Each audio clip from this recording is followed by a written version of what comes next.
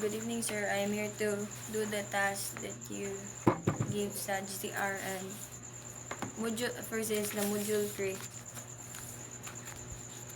is the according to Fred the Adler theory is a statement that explains the relationship between abstract concept and a meaningful way. For example, if scientists observe that criminality rates are usually high in neighborhoods with high employment rates, they might theorize that environmental conditions influence criminal behavior.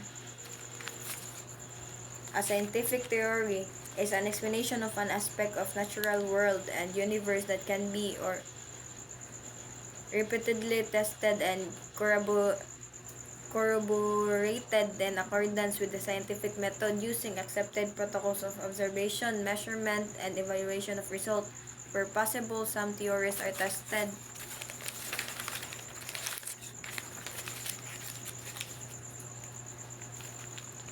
Which means that every scientific theory relies on the specific method. Theory is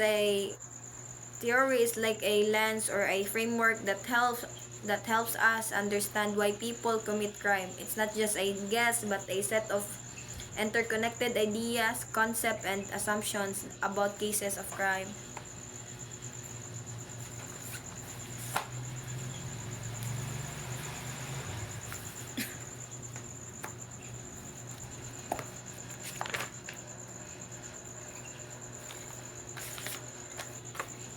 Yeah, it focuses on like some of the examples is classical theory, free will, and rational choice. People commit crimes because they weigh the cost and benefits and decide that crime is the best choice or option. Next is biological theory, genetic, neurological, or hormonal factors. Some people are biologically predisposed to commit crimes. Psychological theory, individuals differ in personality, cognition, or learning. Criminal behavior is the result of psychological theories. Psychological factors like impulsivity or trauma. Baka nung mo commit ang mga tao because of it. Like sociological theory, social environmental such as poverty, inequality, or social disorganization. Crime is the result of social conditions that influence behavior. Social learning theory, learning from others through observation and imitation. People learn criminal behavior by watching and imitating others, especially in their close social circles. These are some of my examples of all of the theories. Implementing stricter penalties to deter crime. Sa classical theory na sa, for example, implementing stricter penalties to deter crimes. Also sa biological theory, early intervention programs for individuals with identified risk factors. And sa psychological theory, counseling and therapy for offenders to address underlying psychological issues. And sa psychological theory, as investing in community developing programs to reduce poverty and improve social conditions. Here's a sociological theory, mentoring programs that pair at-risk youth with positive role model.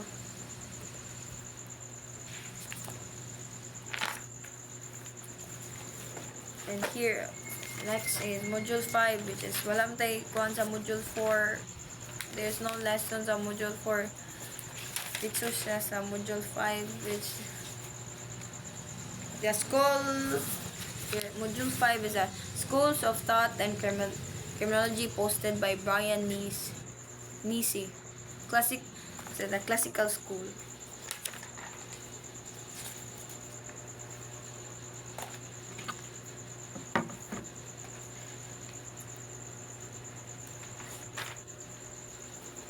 The classical school of criminology. Some of key figures sa classical school of criminology. This school believes that people are rational beings who make free choices. They weigh the potential benefits of committing a crime against the potential cost, like punishment. Crime happens when the perceived benefits outweigh the risk. Also focuses on deterrence. Introduce the idea that punishment should be swift, certain, and severe enough to deter people from committing crimes.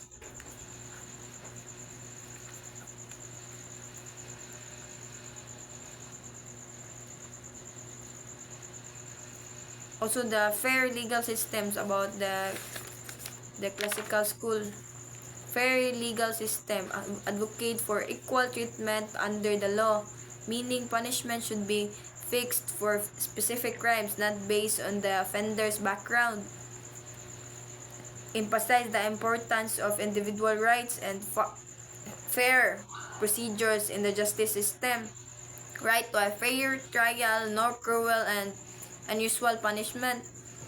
And next is the positivist school of criminology. This school argues that crime is not just a free choice but is caused by factors outside a person's control or by interval characteristics.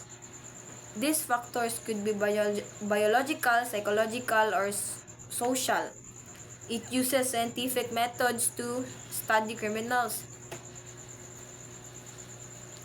And here are the founders of the positivist school: Cesar Lombroso, Enrico Ferri, Rafael Garofalo. Major contribution: scientific study of crime. Introduced the use of scientific methods, observational and measurement, to study criminals and criminal behavior. Focus on the offenders. Shifted attention from the crime itself to the characteristics of the criminal. This lead to looking at individual differences. Biology, psychology as choices of crime. And a part of it is the rehabilitation. Emphasize that since crime is caused, offenders might be cured or rehabilitated rather than just punished. This lead to ideas like individualized treatment and reformations.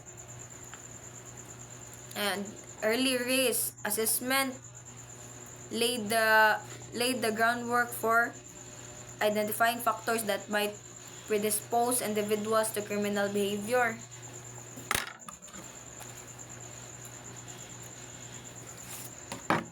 And that's it sa module 5, and here is the module 6.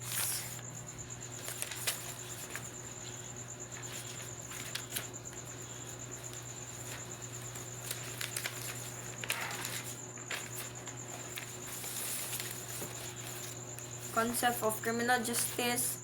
Criminal justice is providing justice to criminals. It also focuses on the rehabilitation of the criminals, providing moral support to the victims, and prevention of other crimes. The system of criminal justice includes primary institutions like law enforcement, prosecution, court, correction, and community.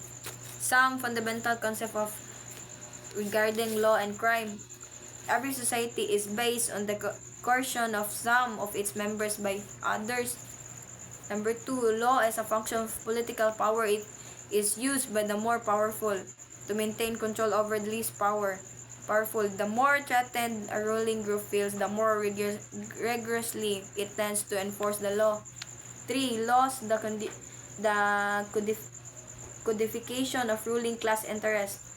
Laws become legitimate because the ruling class has the power to enforce them and the ability to create the ideology by which they are made to appear justified. Number 4, the police, the courts, and the correctional system are all instruments utilized by the ruling class to ensure adherence to their laws. 5. People who are economically close to the power group tend to develop normative behavioral system that are similar to members of the power group. The farther away a person is from the power group, the more likely they will possess different normative behavioral systems, and the greater the likelihood that those different behaviors will be defined as criminal. Crime is an inherent quality of any act. All behavior patterns have potential to be defined as a criminal. Criminality is merely a label given to certain behaviors by the ruling authorities. Number 7, the ability to confer criminal status, a privilege enjoyed by the powerful classes to the broad detriment of the less powerful. Criminal behavior is simply behavior that threatens the interests of powerful. 8. Law and definitions of crime may be modified from time to time, but never to the extent that existing political and economic relationships are jeopardized. Changes in the law reflect changes in the needs and interests of the powerful. Number 9, the rights and freedoms that law confer are granted in every asymmetric fashion. The rights and freedoms allegedly protected by law are only protected for those who can afford it. In the end, legal efficiency reigns supreme, not the law. Number 10, rather than being an independent arbitrator of conflict, the state is in fact the price of which different groups compete in order to gain control. Once in control, the behaviors of the less powerful are criminalized and the behaviors of the powerful are legitimized. This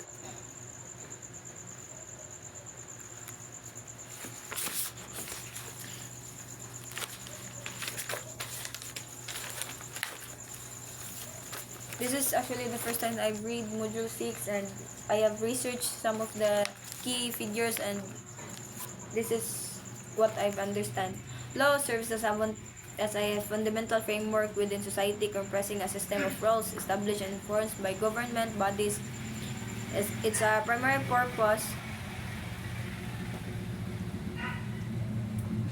primary purpose is to regulate behavior, maintain public order, and safeguard the rights of individuals, providing a structured approach for resolving conflicts and ensuring society stability. Within this legal framework, a crime is defined as any act or failure to act that violates a specific law and is subject to legal punishment. Critically, for an action to be classified as a crime, it must be explicitly prohibited by law, and the perpetrator must typically possess both the actus reus, the guilty act, a voluntary physical action or omission, and mens rea, the guilty mind, the mental state or intent behind the act. The overarching system and that addresses this violation is criminal justice, a comprehensive network of government practices and institutions. This system is dedicated to upholding social control, preventing and mitigating criminal activity, and imposing penalties for facilitating rehabilitation for those who transgress the law. Historically, various thinkers have significantly shaped our understanding of crime and justice. Cesare Beccaria, an influential Italian philosopher, prevented the impact of modern criminal justice through his advocacy for rational, proportionate, and human punishment is his 1764 work on crimes and punishment. In contrast, Cesare Lombroso, an Italian physical and criminologist, proposed controversial positivist theories suggesting that criminal behavior could be linked to inherited by physical characteristics. American sociologist Edwin Sardella offered a different perspective with his differential association theory, positing that criminal behavior is learned through social interaction. Another Italian jurist, Raffaele Garofalo, contributed by focusing on the psychological aspects of criminal and need to protect society from individuals lacking moral sentiments. Together, this concept and figures from the bedrock of how societies perceive and respond to criminal behavior.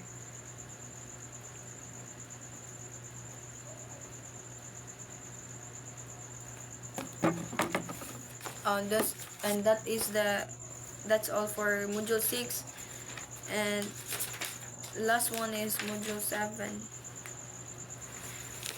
and the approaches in the study of the existence of crime.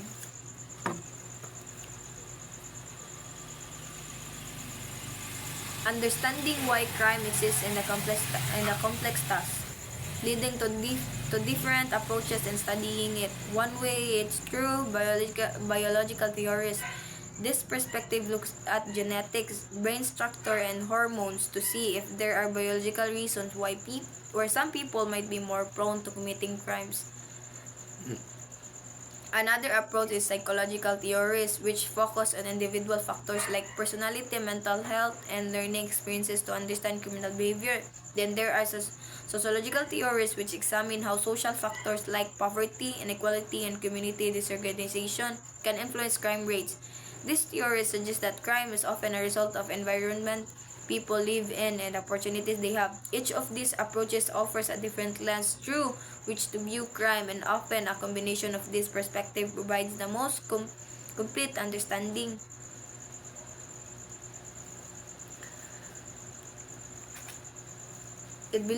Sa biological, it believes that criminal behavior is inherited or identified through physical characteristics of criminal. Sa psychiatric, it believes that crime is caused by mental disease and mental disorders. Psychological, it believes that crime is caused by behavioral disorders. Sociological, it believes that crime is a result of social factors. Criminality results by failure to properly socialize individuals and unequal opportunities between groups. Geographical, it believes that location of a person triggers criminal behaviors. Demographical, it believes that population composition has a relationship in the existence of criminality. Epidemiological, it believes that crime is transmitted within population. Ecology studies criminality in relation to competition, social discrimination, division of labor, social conflicts, and interaction of people in their environment. Economic explains about the relationship of criminality based on the distribution of wealth or resources in the community. Victimology studies the role of the victim in the crime. It explains how people are being victimized.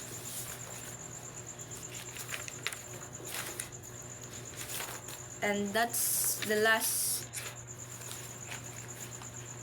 page of our as what we've tackled so far, sir, and thank you.